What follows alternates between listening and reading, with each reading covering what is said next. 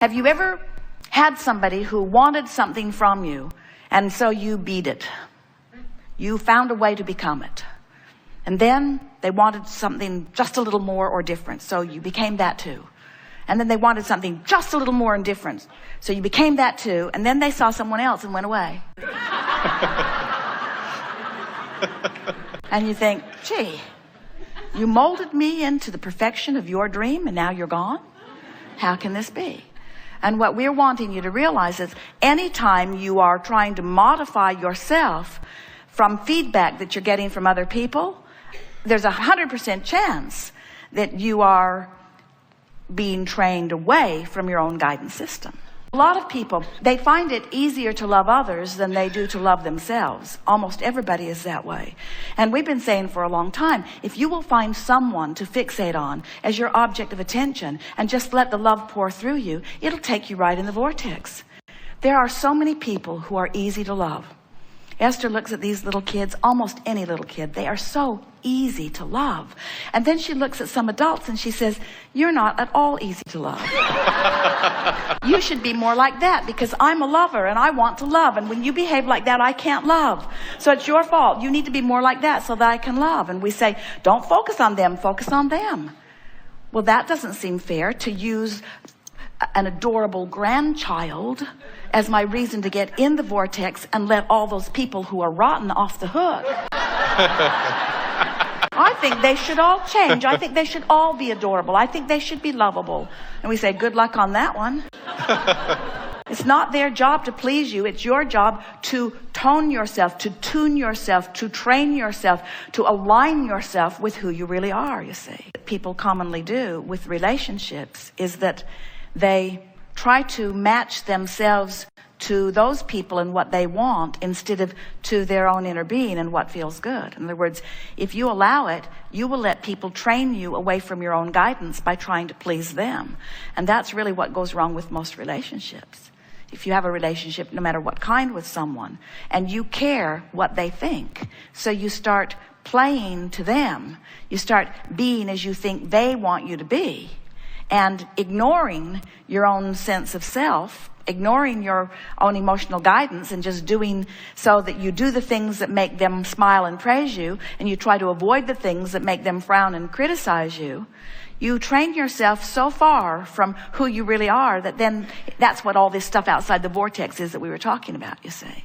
Most everybody's trying to fix the relationships outside the vortex and can't be done. So let's say something happened and you're not getting back what you feel that you're giving out. So you're beginning to feel resentful and you're out of the vortex. So then think about what steps you go through when you're outside the vortex. Then you confront the other, and then you talk about it, and then you point out how good you've been, and then you point out how bad she's been, and then you remember other relationships, and then she remembers other relationships, and then you talk about your childhood, and then you talk about other relationships that you've seen, and then you talk about this book that you've read and this movie that you've seen, and then you remember that this same thing happened in that relationship and that relationship, and you've just got this big scrambled mess that just keeps you out of the vortex and keeps you activated and keeps activating within you what you don't want. So meanwhile, over here is your vortex spinning with the most incredible relationship ever manageable, spinning over here. But because you're so focused over here on all of these things that are happening and all of these things that are valid and all of these things that are real,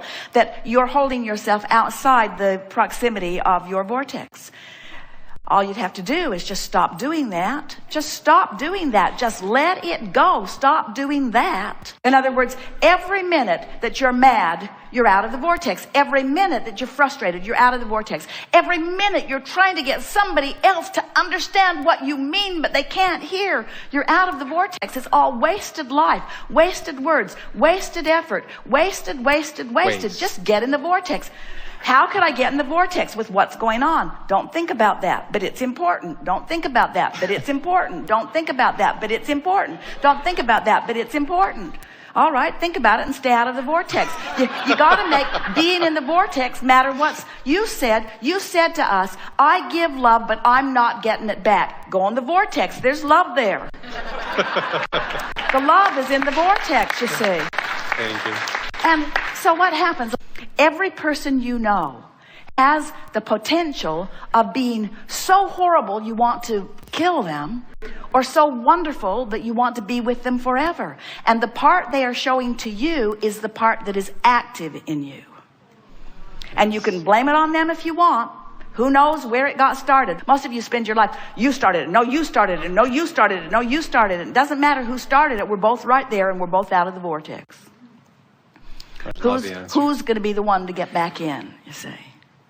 If you could say to us, if this conversation could go more like this: Abraham, sometimes I use people and their behavior as my excuse not to be in the vortex.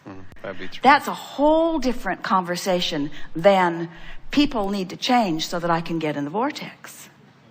The same person who you focus on that holds you out of the vortex is the same person who caused you to put a whole lot of stuff in the vortex. So this is the way it commonly goes. This is a very common scenario. So this person harasses you through non-conformance, non-compliance, through bad behavior, and causes you to build this, don't want that, I want that, know what I don't want, know what I do want, know what I don't want, know what I do want, know what I don't want, till you have built the perfect relationship over here in your vibrational escrow.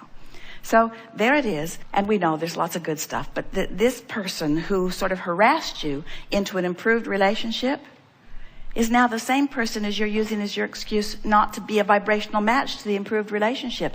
And that's why it feels extra uncomfortable.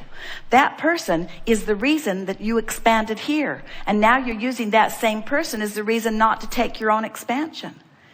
You see, you have to make it not about what anybody else is doing and completely about how you're focusing, no matter what. Esther says, oh, Abraham, I'm so tired of this. I'm so tired of it always being me that has to just get in the vortex. I so want to hear from you that they should be better than they are. And we say, but Esther, you have no control over their behavior. You only have control over you getting in the vortex. And so after a while, you'll get into the vortex. And from inside the vortex, you will be so appreciative of everything that they have put you through that caused you to put all of this that you want into the vortex. Because when you start taking that ride, whee! Now think about it. Think about the relationship that you ask, they give, you ask, they give, you ask, they give, you ask, they give, you ask, they give. And pretty soon you say, oh, this relationship doesn't do it for me anymore. I think I need a relationship of more adventure. Then there's a relationship. You know what you don't want, so you know what you do want, and then you know what you don't want, and you know what you do want, and then you know what you don't want, and then you know what you do want. And then you release your resistance, and whoo, and you say, oh boy, is this a good relationship? For a minute. It's your relationship between you and you that you're talking about. And everything else is just a reflection of that back to you. We haven't said it yet in this gathering, but it's something that we like to say, and this is a perfect time to say it. Everything that you want, no matter what it is, whether it's a relationship with this particular person, whether it's an improvement in your financial situation, a pile of money coming into your experience, whether it is an improvement in your relationship with your children or your mate, no matter what it is, a condition, a circumstance, an event, a thing, no matter what it is, every single thing you want, no matter what it is, you want it because you believe you will feel better in the having of it. If you can take what we have been saying in these hours that we've been together to heart, and if you can soften your attention to things that don't feel good while you increase your attention to things that do feel good, so that you train your vibration upward into vibrational harmony with what you've already put into your vortex, there is nothing that you cannot accomplish. There is nothing that you cannot be or do or have. And all of it as it comes to you will give you the richness of the feeling that all along you knew was in it. But your work is to create the feeling in yourself even before you have the relationship, even before you have the money, even before you have the thing, even before you have the property. You have to find the feeling place.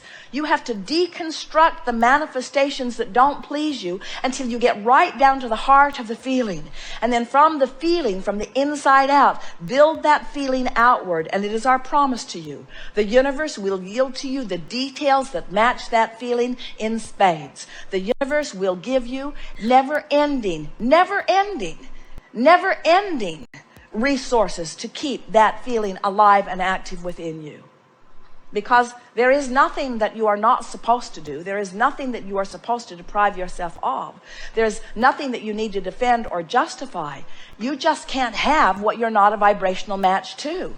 And you can't be a vibrational match to what you want and to its absence at the same time. So you have to find a way, whether it's a relationship you want, or whether it's money you want, or whether it's an improved bodily condition, you have to find a way to make the absence of it irrelevant. You have to ignore the absence of it while you are giving your attention to the presence of things that you do want. So by looking for the things that are working in your life and thereby ignoring the things that are missing in your life, you begin to develop a vibrational habit that the universe begins to respond to. You can take one thing in your life that is working and use it as the basis of your conversations, basis of the things that you think about, the basis, the nucleus of that which you vibrate forth from, and that one thing that is working will blossom into everything that is working. Because everything is vibrational, and everything that is vibrational is emotional. When you're in alignment with who you really are, and another person's in alignment with who they really are, that law of attraction brings you together. In other words, when two people are in their vortex, and the vortex arranges the rendezvous, that's a good time to use the label of soulmate, because you're in alignment with that which is your soul, and the other's in alignment with that which is their soul. And under those conditions, the law of attraction must bring these cooperative components together. Yes.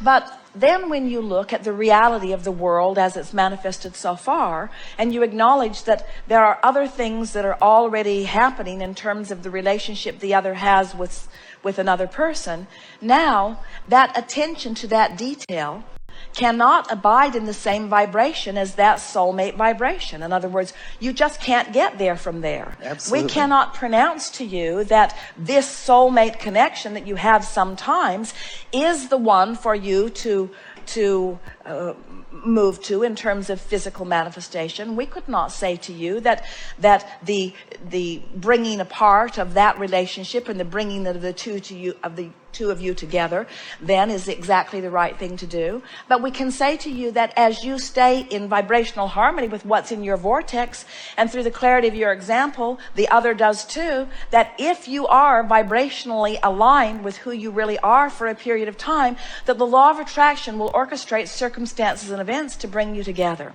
And as you're able to do that, which means you keep yourself in that neutral place where you're not feeling unhappiness about the current reality as it exists. As you're able to do that, then things can move easily in giving you what you ultimately want. But the most important thing is every step along the way is a joyful step for you. You have no pain in the interim before the relationship develops. So this we promise to you. As you use this person as the example of what you're reaching for in your vortex, and hold yourself completely and purely in vibrational alignment with the love you feel for that person when you are in your vortex, and you are able to distract yourself when worrisome or troublesome or lonely or even angry thoughts come up as things are not moving along as quickly as you'd like them to. As you're able to go general, and stay in the vortex, either this relationship will morph into what you're asking for that you have certainly put into your vortex, or another one equal or greater will come to you. It is not possible for you not to receive the fullness of what you want.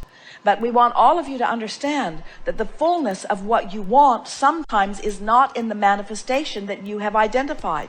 The fullness of what you want has been inspired by the details that you have identified. In other words, if you can trust that all you want is alive and well and waiting for you, and that the entire universe is working to bring you into alignment with it, then your joy can start today, and you can find the fulfillment.